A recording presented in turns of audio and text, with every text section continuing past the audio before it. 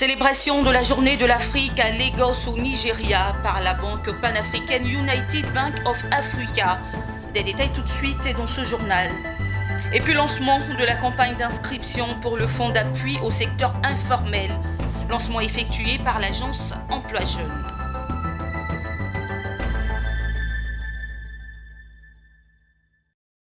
Et merci de nous rejoindre, Madame, Monsieur, bienvenue. Ouvrons ce journal en nous rendant à Lagos, capitale du Nigeria. Le 25 mai 1963 est la date de naissance de l'Organisation de l'Unité africaine, devenue aujourd'hui l'Union africaine. Depuis donc quelques années, tous les 25 mai, l'on commémore cet événement au travers de la Journée de l'Afrique. À Lagos, justement, la banque panafricaine United Bank of Africa, UBA, a saisi l'occasion pour célébrer cette journée, à travers notamment sa deuxième édition des UBA Africa Conversations, qui est une plateforme de débat sur les thématiques liées au développement de l'Afrique. Cette année, la sortie de la crise due à la Covid-19 a été au centre des débats, précisant que la rencontre s'est faite par visioconférence. À l'occasion de la célébration de la Journée de l'Afrique le 25 mai 2020, le groupe United Bank for Africa UBA a organisé la deuxième édition des UBA Africa Conversations, qui est une plateforme de débat sur des thématiques liées au développement de l'Afrique. L'édition de cette année, qui s'est déroulée en ligne, a eu comme thème général croissance, emploi et développement durable dans un contexte de pandémie mondiale. Elle a été marquée par des interventions de panélistes de haut niveau, notamment Son Excellence le président George Weah, président du Libéria, ainsi que des dirigeants internationaux. En ouverture de session, Tony Elumelu, président du conseil d'administration du groupe United Bank for Africa UBA et modérateur pour l'occasion, a remercié ses invités et s'est félicité de leur participation et surtout de leur contribution dans la situation post-pandémique que se préparent à vivre les États africains. Quel est votre avis concernant la croissance, le développement économique du continent africain? Nous sommes ravis de voir comment les leaders politiques africains ont réagi vis-à-vis de cette pandémie. Son Excellence le président George Weah a rappelé les mesures prises par son gouvernement pour freiner l'avancée de la pandémie dans son pays. Ici au Libéria, nous avons mis en place certaines mesures pour assister les grandes entreprises et les PME en impliquant les banques commerciales.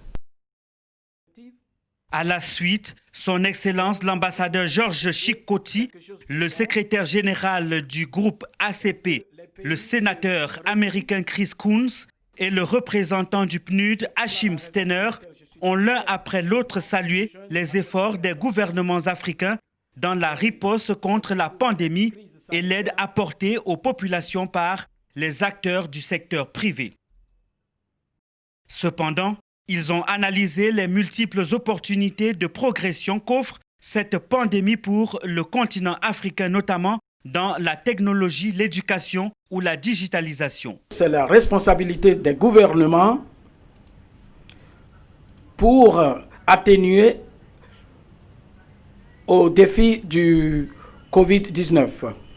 Pour sa part, le président du Africa CEO Forum, M. Amir Ben-Yamed, a ajouté que la pandémie est un signal d'alarme pour l'Afrique qui doit se fixer des objectifs précis pour faciliter sa sortie de crise, créer de nouvelles sources de revenus et établir l'autosuffisance. Il faut des changements dans le secteur privé. Utiliser la digitalisation pour atteindre deux objectifs principaux. Le premier, c'est de créer de nouveaux revenus pour le secteur privé avec des modules à même de propulser les revenus afin de créer des emplois. Et le second objectif à atteindre est l'autosuffisance. Rappelons que cette deuxième édition des UBA Africa Conversations s'inscrit dans le cadre de la célébration de la Journée de l'Afrique commémorée les 25 mai de chaque année. Pour l'édition 2020, elle avait pour thème croissance, emploi et développement durable dans un contexte de pandémie mondiale. Le chocolatier C'est Moi Côte d'Ivoire a procédé ce mercredi 27 mai 2020 à la remise de dons de vivres et non-vivres aux coopératives partenaires de son réseau d'approvisionnement du cacao. La cérémonie s'est déroulée sur son site dans la zone industrielle de Yopougon. Walter Kofi et Tima Traoré. C'est une cinquantaine de coopératives représentées par le président qui ont bénéficié des dons composés de kits sanitaires et alimentaires. Ce don d'une valeur de 50 millions de francs CFA est un geste du chocolatier C'est Moi à ses coopératives partenaires en vue d'aider celles-ci à faire face à la situation sanitaire actuelle. Une initiative qui vient renforcer les actions du gouvernement et préserver la santé des producteurs et celle de leurs familles. Donc ce don est destiné à l'ensemble de nos partenaires, à l'ensemble des coopératives avec lesquelles nous travaillons, qui sont donc nos partenaires pour certaines depuis de nombreuses années, et sur un cheminement qui est un cheminement de longue haleine et qui va donc se poursuivre. Donc il était important pour nous de nous assurer que ce maillon essentiel de notre activité n'est pas impacté par la crise de la Covid-19. Nous voyons donc des représentants qui sont donc en bonne santé, ce qui veut dire que la bataille contre cette pandémie donc, est bien enclenchée et que toutes les actions convergent vers le bien-être du producteur, vers le bien-être des communautés villageoises qui sont impliquées donc, dans la chaîne de valorisation du cacao. Les bénéficiaires ont exprimé leur satisfaction face à l'action de solidarité du groupe chocolatier. Ces derniers entendent mettre à profit les kits sanitaires reçus pour engager des campagnes de sensibilisation à l'endroit des producteurs de cacao présents dans leurs différentes localités. Je pense que c'est un sentiment de joie parce qu'aujourd'hui, dans cette crise de la Covid-19, et bénéficier de ces dons pour pouvoir remettre auprès des planteurs, ça peut être un sentiment de joie. Nous disons merci à C'est Moi vraiment pour ces gestes parmi tant d'autres qu'ils ont eu à nous faire. Gloire soit rendue à Dieu, C'est Moi à penser à nous.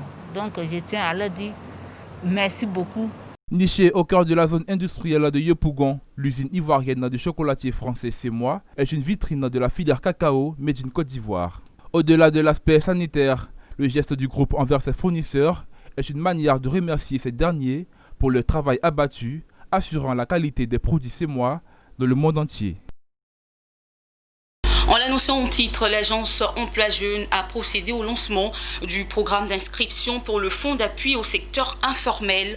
Ce fonds de 10 milliards de francs CFA est destiné à tous les acteurs du secteur informel dont les activités sont affectées par la pandémie du coronavirus. Objectif, leur permettre justement de relancer leurs activités. Betty Kwaku et Maru Seri. Le temps presse, il faut faire vite. C'est tout le sens de cette cérémonie de lancement du fonds d'appui au secteur informel FACI. Doté de 100 milliards de francs CFA, ce fonds est destiné à tous les secteurs d'activité. Toutefois, pour la phase transitoire, ce sont 10 milliards de francs CFA qui seront débloqués pour les secteurs de la restauration et les activités de loisirs, l'artisanat, le transport et le commerce. Pour en bénéficier, il faut s'inscrire sur la plateforme www.faci.ci. En plus de cet outil technologique, nous avons mis un accent particulier sur le recensement physique. Ainsi, ça a été dit tantôt, tout le dispositif de l'agence Emploi Jeune, notamment les guichets emploi dans les 201 communes de Côte d'Ivoire, seront mis à contribution dès demain pour recevoir tous ceux qui veulent bénéficier donc, du fonds du secteur informel.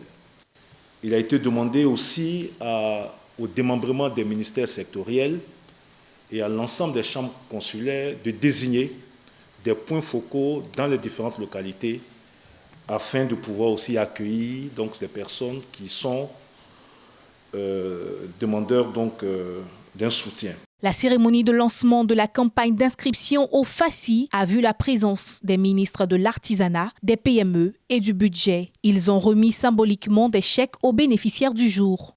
Ce chèque vient vraiment en appui pour que ça peut nous aider quand même à fortifier un peu et nous apaiser quand même. Je ne connais personne ici, personne. Donc je ne peux pas dire qu'il y a eu un complot. Donc moi, je veux seulement dire merci au chef de l'État pour ce qu'il a fait. C'est 200 000 francs, en tout cas c'est beaucoup, ça va beaucoup me servir et relancer mon commerce. La phase transitoire du FASI a débuté depuis le 14 mai et se poursuit jusqu'au 15 juin. Elle devrait permettre à 4000 acteurs de bénéficier de soutien sous forme de subventions allant de 200 à 300 000 francs CFA. Les personnes retenues bénéficieront d'un accompagnement dans l'espoir de leur formalisation. Dans la ville balnéaire de San Pedro, la fréquentation des plages s'améliore lentement après la levée des fermetures. La direction régionale du tourisme et des loisirs de San Pedro a jugé bon d'effectuer un contrôle chez les acteurs hôteliers et autres promoteurs de restaurants exerçant autour de la plage afin de s'assurer du strict respect des mesures barrières. Abel Kwao et Mon Désir Nascimento. Les plages de San Pedro sont à nouveau ouvertes au grand public. Une joie pour les populations de la ville pétrosienne. Encore faut-il que les mesures barrières y soient respectées. C'est ce qu'a venu vérifier Suzanne Kofi, directrice régionale du tourisme et des loisirs. Une tournée d'inspection dans les exploitations autour de la plage. Hôtels, restaurants, maquis, balades de plaisance et autres espaces ouverts de la plage montrent que certaines mesures sont respectées, mais d'autres manquent encore à l'appel. Dans tous les espaces, la distanciation sociale est respectée. Le système de lavage des mains est présent. Seulement, les gens pensent qu'ils viennent pour consommer.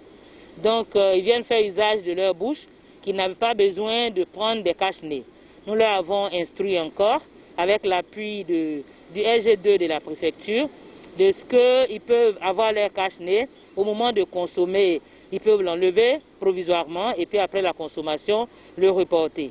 L'autorité préfectorale représentée à cette tournée par le secrétaire général, Kofi Yao Kang-Claude, a elle aussi appelé à la vigilance de tenanciers et populations. Il faut continuer à sensibiliser pour que la population puisse adopter le port des cache-nez.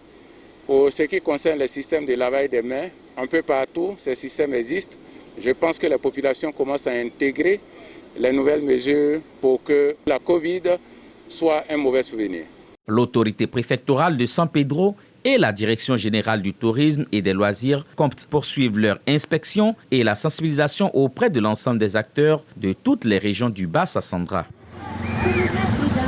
À l'instar des villes de l'intérieur du pays, l'école a repris ses droits dans le Grand Abidjan depuis le lundi 25 mai dernier. Et si l'on observe un dynamisme dans la reprise des cours dans le primaire et le secondaire, le supérieur par contre connaît un ralentissement.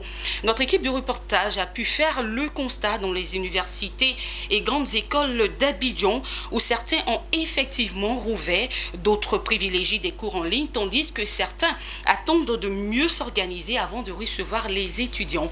Pierre Tebeu et Léon Gilbert. Le top départ pour la reprise des cours dans le Grand Abidjan a été lancé le 25 mai dernier dans les établissements primaires et secondaires.